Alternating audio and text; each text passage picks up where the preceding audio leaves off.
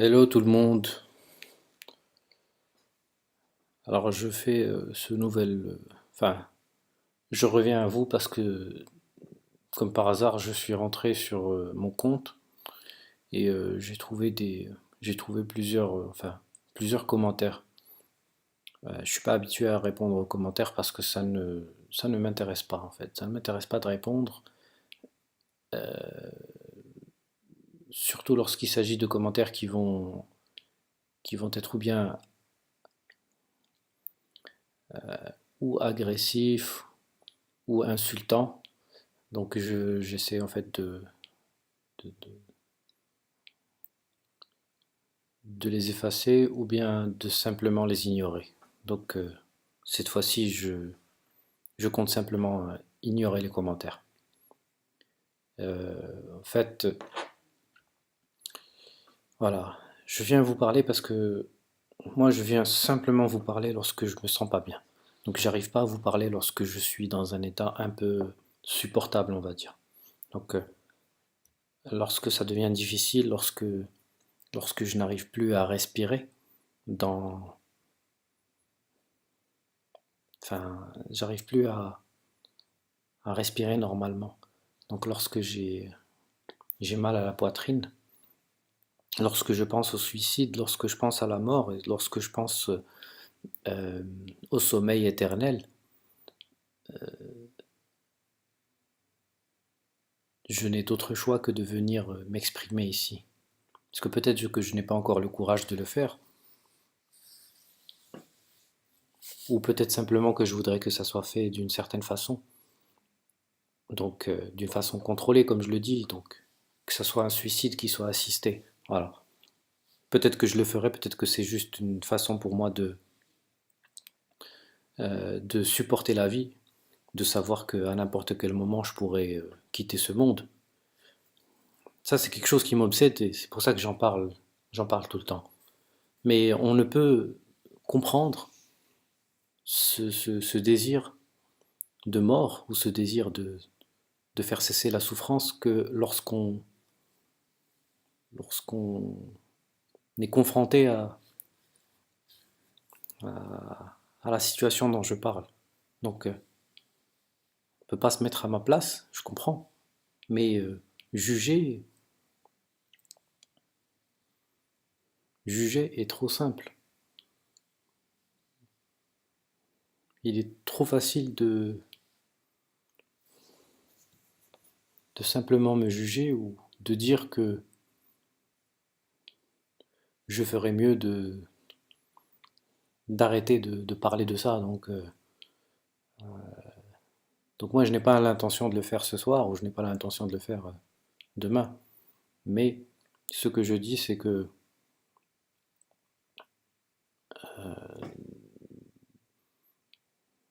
malgré les médicaments, malgré les traitements, rien n'a pu vraiment faire, ne m'a vraiment permis d'améliorer ma situation. Donc ma dépression est toujours aussi intense. Donc ma première vidéo remonte à je ne sais quand. Et vous remarquez bien que ça dure toujours. Donc ce n'est pas un état passager. C'est un état qui est devenu carrément... Enfin, c'est un état constant, c'est un état, je dirais même perpétuel, dans le sens où les moments de répit ne sont que très éphémères. Et voilà, éphémères, ponctuels. Donc, et puis ils sont trop espacés dans le temps pour que je sente que la vie en vaut la peine.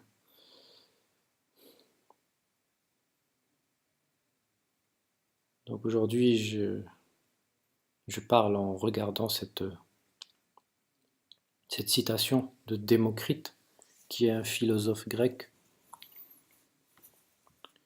qui est, on va dire, le plus scientifique ou le plus matérialiste des philosophes grecs. Euh, pour cela que je pense qu'il a même le titre de... C'est un philosophe de l'Antiquité, bien sûr, donc c'est quelqu'un qui a vécu à l'époque d'Aristote. Donc ce qu'il dit, c'est il est considéré comme le père de la science moderne, donc il parlait plus d'atomes et de vide et de matière que de philosophie, donc il a contribué à la science et à la philosophie, et c'est la raison pour laquelle j'ai choisi cette citation avant de savoir de qui elle était, à vrai dire. Parce que cette citation, on va dire, elle m'a parlé tout simplement. Donc, ça m'a parlé. Donc, la vie est un passage, le monde est une salle de spectacle. On entre, on regarde, on sort. Et le pragmatisme qu'il y a dans cette phrase et le terre à terre euh, fait en sorte que ça me parle. Et que ça me parle profondément, que ça me touche même, je dirais. Pourquoi? Parce que simplement la vie est un passage, oui, mais ce que je veux dire, c'est que il voit la vie telle qu'elle est en fait. Voilà, le monde est une salle de spectacle, oui. Certaines personnes prennent la vie trop au sérieux, moi, même si je ne prends pas la vie au sérieux actuellement, donc ça ne me permet pas d'être heureux en fait, ça ne me permet pas de vivre comme je l'entends, donc de, de, de ressentir du plaisir, de ressentir au moins un petit pourcentage de plaisir qui pourrait justifier en fait cette existence tout simplement. Donc, euh, donc voilà, donc il le dit, on entre, on regarde, on sort. Mais des fois, moi, si je devais modifier cette phrase, je dirais qu'on entre, on regarde, on souffre et puis on sort, peut-être. Voilà. Et lorsqu'on entre, on entre peut-être dans un endroit qui n'est pas agréable. Peut-être on entre dans un endroit qui est trop froid, ou un endroit qui est trop chaud, ou un endroit où il y a quelqu'un qui va nous faire du mal, ou un endroit où on va souffrir, tout simplement. Donc, j'ajouterais peut-être juste cette information-là.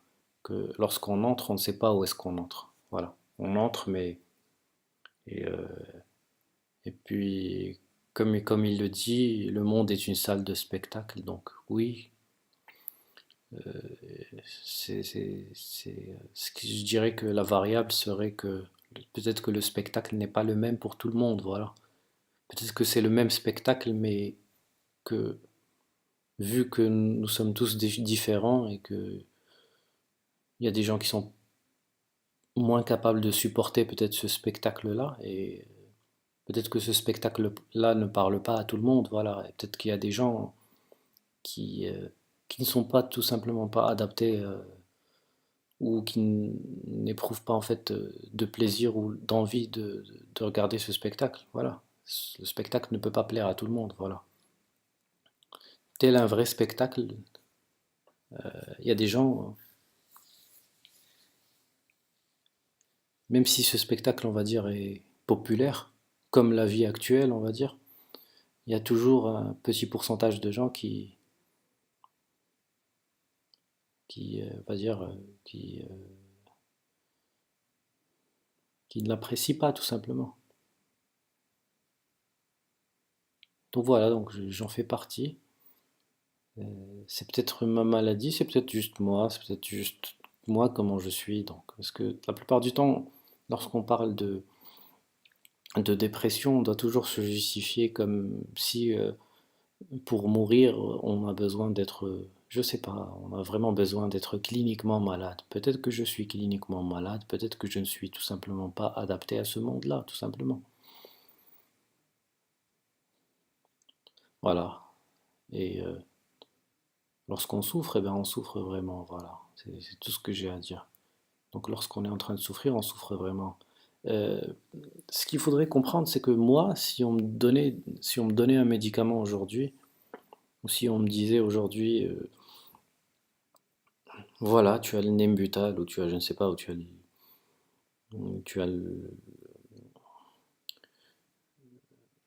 tu as la dose de médicaments qui va te permettre en fait de quitter ce monde, moi personnellement, je n'aurai pas de problème à le prendre, voilà. Je n'aurai aucun problème à le prendre. Pour moi, lorsque je vois ma vie jusqu'à présent, je dis, si j'étais mort il y a 20 ans, ou il y a 30 ans, ou il y a, je sais pas, il y a 20 ans, voilà. Si j'étais mort il y a 20 ans,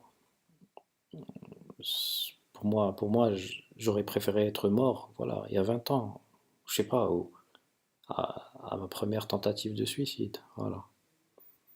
J'aurais préféré être mort à ma première tentative de suicide. Tel un spectacle qui nous plaît pas, eh ben, je serais sorti avant la fin, puis c'est tout.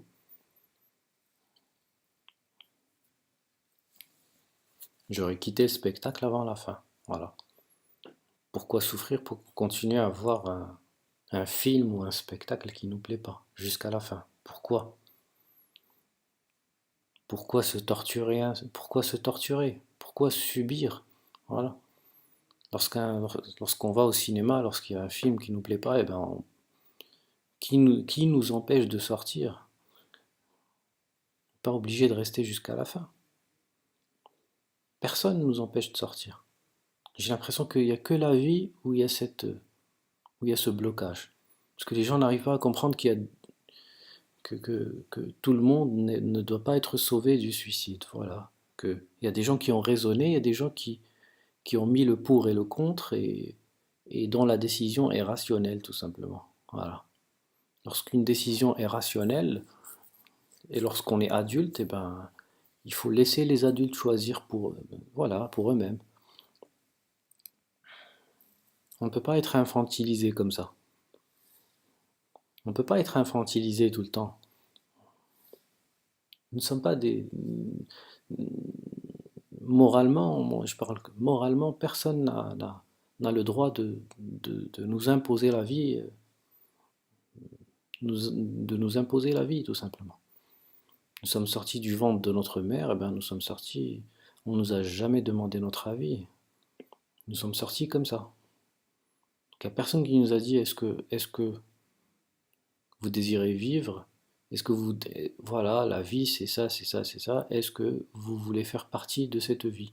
Jamais. Il n'y a jamais personne qui... Il n'y a jamais personne qui nous demande ça. Ça ne fait pas partie, en fait, de comment la vie est faite. La vie n'est... On est forcé à vivre, justement. C'est pour ça que ça marche, on va dire, entre guillemets, oui. Parce que si c'était le cas, eh ben, on n'aurait que les enfants de millionnaires ou de gens aisés, etc., qui voudraient sortir du ventre de leur mère. Et puis le reste ne voudrait pas. Voilà.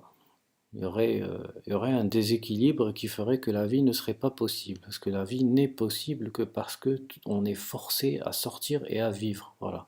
C'est ça qui crée cet équilibre, ce faux équilibre que je considère moi, de toute façon, je suis antinataliste, etc. Et puis, c'est pas le sujet c'est pas le sujet de ce que je dis. Donc, là, je parle de suicide, je parle de ce qui me fait mal maintenant. Et puis voilà. Donc, ça me fait chier de tout le temps devoir me justifier aux autres. C'est-à-dire, dès qu'on commence à parler aux autres, qu'on commence à parler de dépression, de choses comme ça, on commence à nous dire, il faut être fort, il faut être ça. Mais ce n'était pas tes affaires. Ce ne sont pas tes affaires. Ce ne sont pas tes affaires. Moi, si je veux mourir demain, j'ai le droit de mourir demain. T'as pas à m'imposer la vie. T'as pas à me dire que je dois être fort ou que je dois être faible, etc. Et puis, la dépression, on la choisit pas. La dépression, elle est comme tel un cancer, elle est dans notre sang, elle est dans notre cerveau, elle est dans notre corps. C'est une maladie. C'est une maladie qui est handicapante, qui ne te lorsque tu es atteint de dépression, mais je parle de dépression vraiment, de dépression majeure, eh ben, on est carrément handicapé. On n'arrive plus à ce qu'on on a une perte de concentration, on a une perte de ci, de ça, de ça. On n'arrive plus à rien faire. On commence à souffrir de fatigue chronique, on commence à avoir des troubles du sommeil, du genre, moi je me réveille 4 5 fois par nuit, des fois je me réveille même 6 à 7 fois par nuit. J'arrive pas à dormir, euh, j'arrive pas à avoir un sommeil réparateur. Je n'arrive pas. Je suis en perpétuelle souffrance. Et puis qu'on ne vienne pas me dire que je dois supporter tout ça. Supporter tout ça pourquoi? Moi je suis en train de supporter ça, je suis toujours en vie parce qu'il reste quand même un petit espoir. Voilà. Je sens qu'il y a encore un tout petit espoir à l'intérieur de moi, mais je vais toujours me battre. Je me bats, maintenant je me bats chaque jour pour avoir ce droit de mourir. Que j'utilise le médicament ou que j'utilise ce droit ou que j'use de ce droit ou que voilà. Je ne sais pas si je vais user de ce droit demain ou le jour où j'aurai accès justement au suicide assisté. Je ne sais pas si j'en ferai usage ou pas immédiatement ou si au contraire cela va me donner euh, la force de continuer. Je n'en ai aucune idée. Ok? Mais il y a personne qui peut décider de ça. Il n'y a personne qui peut venir et qui peut m'imposer quoi que ce soit. Là, je suis seul. Je suis en train de souffrir seul. Vous êtes où? Ils sont où ceux qui sont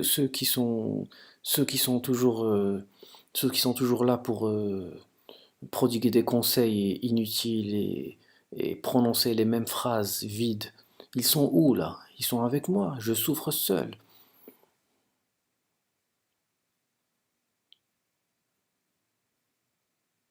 Ils vont quoi? Ils vont perdre 2 minutes de leur temps, ou même pas 30 secondes de leur temps, en te sortant les phrases inutiles du genre «Ah, le suicide c'est pour les faibles» ou je ne sais quoi. Ou bien «Il faut être fort, c'est ça la vie». C'est ça. Tu ne me connais pas. Tu ne sais pas par quoi je suis passé. Tu ne sais pas de quoi je souffre. Tu ne sais pas quel genre de maladie, de quel genre de maladie je suis atteint. C'est pas parce qu'il y a plein de vidéos sur YouTube sur la dépression, sur des gens qui disent «Ah, je me suis sorti de la dépression» et qui ont, je sais pas, qui ont des dizaines de milliers de vues, etc., que c'est la même chose pour tout le monde. Il y a une différence entre dépression et dépression chronique et dépression majeure. Et il y a toutes sortes de dépressions. Dépression saisonnière, etc., etc. Il y a toutes sortes de dépressions, il y a toutes sortes de maladies mentales. Faut pas prendre les choses, faut pas trop simplifier. Ceux qui font des vidéos de toute façon sur YouTube, ce sont des gens qui cherchent les vues et qui cherchent le maximum voilà, qui cherchent le maximum de vues. Donc, ils ont un intérêt à faire certains types de vidéos, genre de vidéos avec des fins heureuses, comme on dit. Le genre de vidéos euh, happy ending, film américain avec une fin heureuse. Moi, je suis un être humain qui souffre, c'est tout, je souffre. Et puis heureusement qu'il commence à y avoir des associations pour le droit de mourir et qu'il commence à y avoir en fait ce droit de mourir commence à un peu être être ça veut dire qu'on a le droit maintenant dans certains pays, la législation de pas mal de pays et surtout des pays européens où il est possible en fait d'avoir le droit de mourir même pour des raisons psychiatriques ou etc. Donc, et puis ça devrait même pas être comme ça devrait être un droit civil, ça devrait pas être médical, ça n'a rien à voir avec le médical. Ça devrait être quelque chose que chaque adulte, ça doit être le droit de chaque adulte de choisir de vivre ou de mourir. Voilà. Ça devrait pas être le corps médical n'a rien à voir avec ça. Le corps médical est là pour atténuer les souffrances. Et puis atténuer les souffrances, si ça inclut le fait de laisser quelqu'un mourir ou d'aider quelqu'un à mourir, eh ben pourquoi pas? Si c'est le souhait de la personne, si c'est mon souhait de mourir, si je ne veux, si j'en ai marre des médicaments, si j'en ai marre des traitements, si rien ne change, si je suis toujours là à souffrir le soir. Maintenant, c'est le soir, je suis seul et j'ai pas envie de parler à personne. J'ai pas envie de parler à personne. C'est pour ça que je parle seul. C'est parce que je souffre. Je sais très bien qu'il y a personne qui comprend. Peut-être il y a une ou deux personnes qui, euh, qui est dans la même situation que moi et qui va comprendre. Mais 99,999% du reste, ils vont pas comprendre. Ils vont écouter cette vidéo, mais ils vont pas comprendre. C'est pas grave, c'est pas grave, c'est pas grave. Ils vont au moins savoir que ça existe et peut-être que s'ils sont confrontés à cette situation, ou peut-être que, ou si l'un de leurs proches justement vit la même situation, peut-être qu'ils vont être un peu plus ouverts ou un peu plus, voilà, compréhensibles lorsqu'ils compréhensifs lorsqu'ils vont être confrontés à cette situation-là. Peut-être qu'ils vont mieux gérer la situation, voilà. Peut-être qu'ils vont arriver à gérer la crise, peut-être qu'ils vont arriver à aider cette personne-là. Donc, moi, j'essaie simplement voilà, vu qu'ils sont en train d'écouter une personne qui est exactement dans cet état-là, donc ça va peut-être les aider à comprendre qu'est-ce que vit une personne qui est dépressive, voilà, qui souffre de dépression et qui souffre de dépression depuis je sais pas quoi, depuis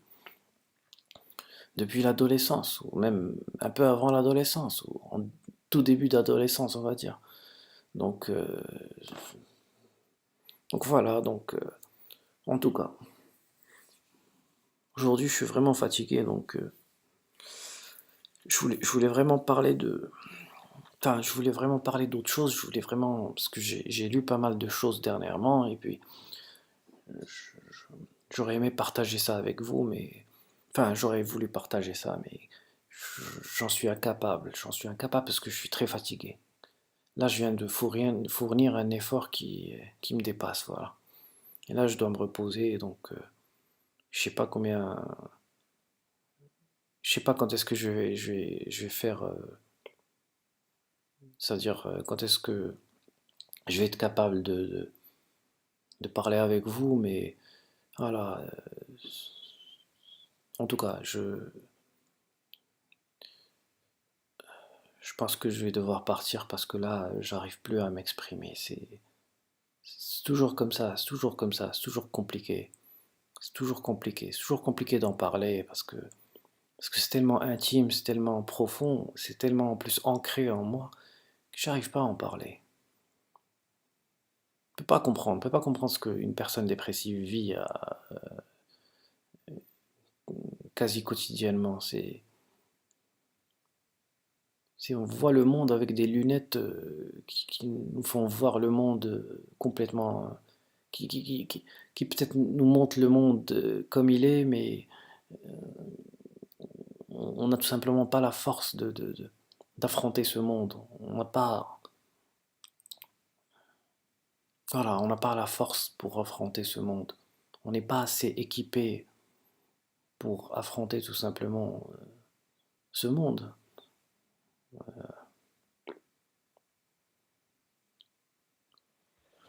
Puis voilà. Donc là, je vais devoir vous laisser parce que j'en peux plus tout simplement. Ça aurait été plus simple si tous les pays du monde permettaient à tout le monde de quitter ce monde, ou de partir dignement, de ne pas avoir à sauter devant un train ou à se pendre ou à se tirer une balle dans la tête. Ça serait tellement plus simple.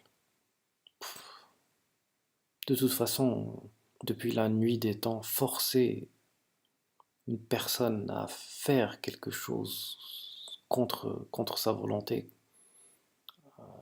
est pour moi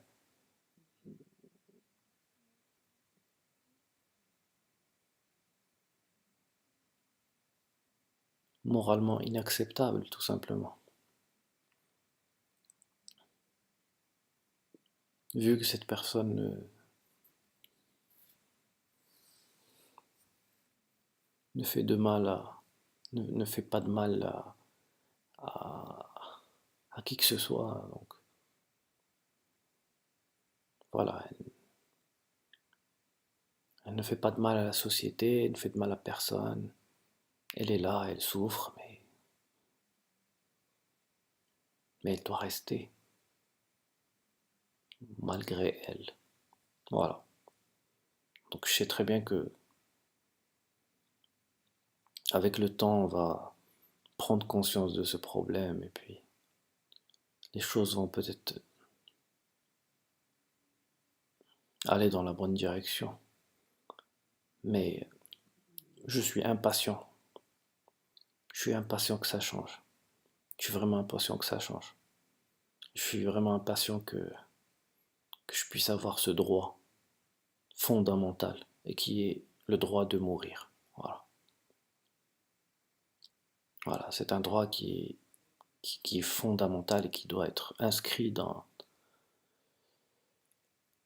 la déclaration des droits de l'homme. La déclaration universelle des droits de l'homme doit comporter en fait cet alinéa, enfin ce droit tout simplement. Donc le concept d'avoir à choisir de vivre ou de partir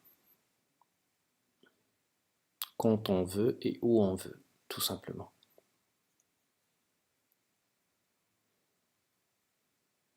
Lorsqu'on est fatigué de la vie, il faut qu'on puisse mourir et avoir accès à un moyen digne et humain de partir.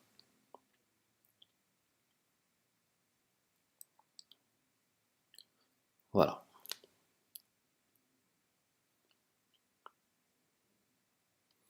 Donc je vous laisse et puis j'espère qu'il y aura une prochaine.